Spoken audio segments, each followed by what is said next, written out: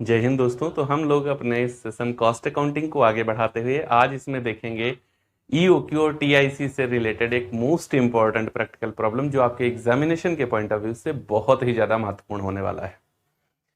साथ ही साथ मैंने आपको अपने YouTube चैनल कॉमर्स विद शिरा पर financial accounting, financial management, cost accounting, income tax, corporate accounting और स्टैटिस्टिकल मेथड्स से रिलेटेड वीडियोस की कंप्लीट प्लेलिस्ट प्रोवाइड करा रखी है।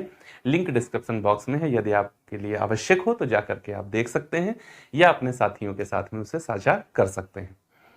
तो चलिए बिना किसी विलंब के स्टार्ट करते हैं, कोई फॉर्मेलिटी नहीं, सीधा क्वेश्चन पे आते हैं। और क्वेश्चन बहुत अच्छा है, आप खुद पढ़िए पहले, उसके बाद में देख के मुझे बताइए कि वाकई क्वेश्चन अच्छा है या नहीं। देखो क्वेश्चन के अंदर इंफॉर्मेशन दी गई है और इस क्वेश्चन का पीडीएफ आपको हमारे टेलीग्राम चैनल कॉमर्स विद वेदसिरा पर भी मिल जाएगा। क्वेश्चन है, a factory use ₹30,000 worth of a raw material per year which cost ₹1.25 per unit. Placing each order costs ₹25 and the carrying cost is 6% per year of the average inventory. Find the EOQ and the total inventory cost. इस question के अंदर बताइए आप special क्या है। देखिए मैंने आपको कहा था जो एनुअल रिक्वायरमेंट होती है, पिछले वीडियो में आपको बताया था, जो एनुअल रिक्वायरमेंट होती है वो यूनिट्स में हो सकती है, केजी में हो सकती है, टन में हो सकती है, वेट में कुछ भी हो सकती है, मीटर में हो सकती है, लीटर में हो सकती है, कुछ भी, लेकिन रुपए में कभी नहीं होगी, क्योंकि कोई भी मशीन गुड्स को कंज्यूम करती है, रुपए को कंज्यूम नहीं करती है। अब वो गुड्स, वो रॉ मटेरियल आप कहां से और कितने रुपए में लाएंगे ये आप जाने, जबकि इसके अंदर, इस क्वेश्चन के अंदर जो आर दिया हुआ है वो ₹30,000 लिखा, देखो लिखा है a factory uses ₹30,000 worth of a raw material. Exam में ये गलती बहुत होती है। तो मेरे बच्चे, जब आप हमारे साथ में पढ़ रहे हैं तो ऐसी छोटी छोटी गलतियों को आप ना करें, इसलिए मैं बहुत फोकस करता हूं उन छोटी छोटी बातों पर। तो यहां अंडरलाइन करेंगे और दिमाग में अंडरलाइन करेंगे, सिर्फ किताब में नहीं, कि अगर ईओक्यू और टीआईसी करते समय मुझे क्वेश्चन के अंदर रुपीज में एनुअल रिक्वायरमेंट मिली तो मैं उसको वेट में कन्वर्ट करूंगा। बस ये चीज ध्यान रखनी चाहिए। तो कैसे करूंगा, यहां पर देखो ₹30,000 में तब एक्सपेंड करता हूं जब एक यूनिट मुझे ₹1.25 1.25 की मिलती है तब। तो देखो क्वेश्चन के अंदर पहले मैं तो इंफॉर्मेशन मुझे चाहिए पूरी, और ₹30,000 मैंने एक्सपेंड कर दिए कब, जब 1.25 पर यूनिट मुझे वो वस्तु, वो रॉ मटेरियल मिल जाता है। तो अगर 30,000 अपॉन 1.25 किया जाए तो देखो कितना आएगा, 24,000 आएगा शायद। 30,000 डिवाइडेड बाई 1.25, 24,000। इसका मतलब है कि यहां पर 24,000 यूनिट्स की रिक्वायरमेंट थी। 24,000 यूनिट्स को कंज्यूम, परचेज करने के लिए इसको खर्च करना पड़ा 30,000।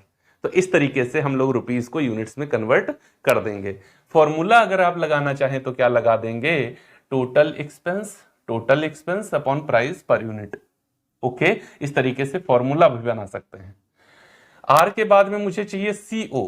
तो ऑर्डरिंग कॉस्ट क्वेश्चन के अंदर मुझे दी हुई है आई थिंक ₹25, हाँ ₹25 पर ऑर्डर। मुझे सीएच चाहिए होता है, वो दिया हुआ है 6% पर यूनिट। मुझे पी चाहिए होता है, वो दिया है 1.25 पर यूनिट। ये इतनी इंफॉर्मेशन चाहिए होती है, वो है। अब क्या हमसे पूछा है, हमसे पूछा है कि आप हमको बता दो EOQ. EOQ EOQ economic ordered quantity. मैंने आपको बताया था पिछले वीडियो में कि जब कभी भी मटेरियल परचेज कर रहे होते हैं तो परचेज कॉस्ट के साथ दो और कॉस्ट होती हैं, एक होती है होल्डिंग कॉस्ट, एक होती है ऑर्डरिंग कॉस्ट। दोनों कॉस्ट को बैलेंस करना बहुत मुश्किल है और इस बैलेंस करने के लिए ही एक नया मेथड आया मटेरियल कंट्रोल का, उसको कहते हैं इकोनॉमिक ऑर्डर्ड क्वांटिटी। अर्थात इकोनॉमिक ऑर्डर्ड क्वांटिटी इसको इसलिए कहते हैं कि अगर आप इस क्वांटिटी का ऑर्डर देंगे तो आपकी कॉस्ट बहुत इकोनॉमिक होगी, अगर इस क्वांटिटी के लिए आप ऑर्डर देंगे तो आपकी कॉस्ट बहुत कम रहेगी औसतन रूप से, इसीलिए इसका नाम दिया गया इकोनॉमिक ऑर्डर्ड क्वांटिटी ईओक्यू।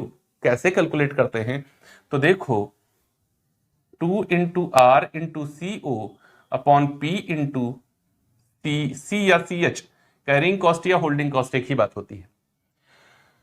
और 2 into 24,000 into 25 upon 1.25 into 6 upon 100, चूंकि ये परसेंटेज में है, अब परसेंटेज कोई है तो 100 तो रखोगे अपॉन में। चलो तो ईओक्यू क्या निकलेगा, देखो ईओक्यू क्या निकलेगा, इसको सॉल्व करो। ईओक्यू देखो क्या आएगा, तो ईओक्यू की ओर चलते हैं भाई। अभी ईओक्यू कितना आएगा मेरा, तो 2 इंटू 24,000 इंटू 25 और अपॉन में इसको पहले ये देख लेते हैं कितना आएगा, 1.25 इंटू 6 अपॉन 100, ये आएगा 0.075। और ये जब मैं सॉल्व करूंगा तो 2 इंटू 24,000 इंटू 25, ये आएगा मेरा 1,12,00,000 आएगा। ये 12 लाख डिवाइडेड बाई 0.075, तो ईओक्यू क्या आएगा, अब इसको डिवाइड करके देख लो। 12 लाख डिवाइडेड बाई 0.075, ये आ जाएगा मेरा 1 2 3 4 5 6, यहाँ की वैल्यू है मेरी 6, हाँ 1,60,00,000 रुपए। कितनी, 1,60,00,000 रुपए। अब 1,60,00,000 रुपए में देखो यहाँ कितने जीरो, 3, यहाँ कितने जीरो, 3, तो 3 जीरो उठा लो और 4 चक्कू 16 होता है, तो ईओक्यू क्या हो जाएगा, ईओक्यू क्या हो जाएगा 4,000 यूनिट्स। मतलब अगर एक बार में 4,000 इकाइयों का ऑर्डर दिया जाएगा, एक बार में 4,000 इकाइयों का ऑर्डर दिया जाएगा, तो होल्डिंग कॉस्ट और कैरिंग कॉस्ट दोनों बराबर रहेंगी। अभी करके देख लीजिएगा कितना, होल्डिंग कॉस्ट और कैरिंग कॉस्ट दोनों बराबर रहेंगी। चलिए हमसे पूछा जा रहा था, टीआईसी भी पूछ रहा था ना, तो टीआईसी कर लेते हैं। टीआईसी मतलब टोटल इन्वेंट्री कॉस्ट, फॉर्मूला क्या बताया था, R into P plus R upon EOQ into CO plus EOQ upon 2 into C H. तो टीआईसी बराबर आर कितना है 24,000 इंटू 1.25 प्लस आर कितना है 24,000 अपॉन 4,000 गुणे 25 प्लस 4,000 है ईओक्यू अपॉन 2 इंटू 0.075। सॉल्व कर लो तो देखो टीआईसी, इसका मल्टीप्लाई दे दो, ये कितना आ जाएगा 30,000, कितना आएगा 30,000 प्लस ये 3 जीरो, ये 3 जीरो, 4 से इसको क्रॉस करो 6, 25 छक्का कितना होता है 150 प्लस 2 से इसको क्रॉस करो तो ये आ जाएगा 2,000 और 2,000 गुणे 0.75 करेंगे तो ये भी 150। इसका मतलब है कि टीआईसी कितना आएगा, टीआईसी कितना आएगा 30,300 रुपए की टीआईसी आ जाएगी। मैंने क्या कहा था, ईओक्यू के लेवल पर, ईओक्यू के लेवल पर holding cost, ordering cost, ordering cost, holding cost always क्या होती है, इक्वल होती है, उनमें कोई चेंज ही नहीं होता है। क्या, ईओक्यू के लेवल पर अगर इकोनॉमिक ऑर्डर्ड क्वांटिटी के आधार पर आप टीआईसी का निर्धारण करने निकलोगे, ईओक्यू के आधार पर टीआईसी का निर्धारण करने निकलोगे, तो आपकी ऑर्डरिंग कॉस्ट और होल्डिंग कॉस्ट दोनों बराबर ही आएंगी ऑलवेज। ओके, बात समझ में आ गई होगी उम्मीद है। चलो इसी से रिलेटेड एक और क्वेश्चन करते हैं और उसके अंदर हम लोग ये सभी और कैलकुलेशन करते हैं, सारी कैलकुलेशन, परचेज कॉस्ट कैसे कैलकुलेट की जाती है, ऑर्डरिंग कॉस्ट कैसे, कैरिंग कॉस्ट कैसे, ईओक्यू कैसे, सब कुछ। तो अगला क्वेश्चन हमारा है जिसके अंदर इंफॉर्मेशन दी गई है, a company purchase 50,625 units, units है इस बार, रुपीज नहीं है, of a raw materials at the rate 12 per unit to meet is entire annual requirement। अपनी वार्षिक मांग को पूरा करने के लिए कंपनी 15,625 यूनिट्स को खरीदती है 12 रुपए प्रति इकाई के साथ। The order cost comes to ₹60 per order and inventory carrying cost ₹1.2 per unit. Find out, 4 चीजें पूछ रहा है, economic order quantity, order cost, carrying cost और टोटल इन्वेंट्री कॉस्ट, सब कुछ पूछ रहा है। देखो इसके अंदर इंफॉर्मेशन क्या दी मुझे, आर बराबर उसने हमको बताया 15,625, वो भी कैसे, यूनिट्स में, इसको लिखना हमेशा, गलत नहीं होगा कभी। उसके बाद में उसने हमको बताया सीओ कितना है, उसने बताया कि हमको CO है 60 पर ऑर्डर। उसके बाद उसने बताया हमको P कितना है, P है 12 रुपए पर यूनिट। और उसने हमें क्या बताया कि CH है 1.2 पर यूनिट पर ईयर। फिर समझो एक और बात, इस क्वेश्चन की एक और खास बात निकल आई इस क्वेश्चन में। इस क्वेश्चन की खास बात क्या थी, यहां रुपीज में आर दिया था, और इस क्वेश्चन की खास बात क्या है, यहां जो CH है वो रुपए में दिया है, जबकि यहां का CH क्या था, परसेंटेज में था। इसीलिए ये दोनों क्वेश्चन एक साथ कर रहा हूं। अच्छा लग जाए तो रिक्वेस्ट बस इतनी है कि शेयर जरूर कर देना, क्योंकि इस तरीके से एक एक प्रैक्टिकल प्रॉब्लम आपको शायद ही किसी प्लेटफॉर्म पर फ्री ऑफ कॉस्ट मिलेगी। तो मेरा पारितोषिक आपसे सिर्फ इतना है कि इसको आप शेयर कर दें। चलिए देखो, फिर दूसरी बात पे ध्यान दो। पहली बात बताई थी कि ये आर मुझे रुपए में नहीं चाहिए, यूनिट्स में चाहिए, वेट में चाहिए, बस। दूसरी बात, CH जब कभी भी परसेंटेज में होगा तो मैं इस तरीके से कैलकुलेशन करूंगा। CH जब कभी परसेंटेज में होगा तो मैं इस तरीके से कैलकुलेट करके उसे रुपए में कन्वर्ट करूंगा। और अगर ऑलरेडी रुपए में दिया हो तो ये करने की जरूरत ही नहीं है, सीधे यही वैल्यू कर रख दीजिएगा। समझ गए? जब CH मतलब कैरिंग कॉस्ट या होल्डिंग कॉस्ट परसेंटेज में दी होगी तो P इंटू CC अपॉन 100 करके उसे रुपए में कन्वर्ट करेंगे। अच्छा, पहले से रुपए में दी हो तो कहां कन्वर्ट करें? तो कुछ कन्वर्ट मत करिए, सीधे वही वैल्यू रखिएगा बस। इस कंडीशन में सीधे अपॉन में नीचे CH ही आएगा बस। तो देखो, पहली कॉस्ट हमको उसने हमसे पूछा कि बताओ हमको परचेज कॉस्ट क्या है। परचेज कॉस्ट, तो परचेज कॉस्ट का मतलब क्या होता है, R इंटू P। अरे कितनी इकाइयों की आवश्यकता है हमको, 15,625 इकाइयों की आवश्यकता है और एक इकाई 12 रुपए की मिलती है। दोनों का मल्टीप्लाई कर दो तो परचेज कॉस्ट अपने आप आ जाएगी, इसमें क्या दिक्कत है। 15,625 गुणे 12, 1,87,500।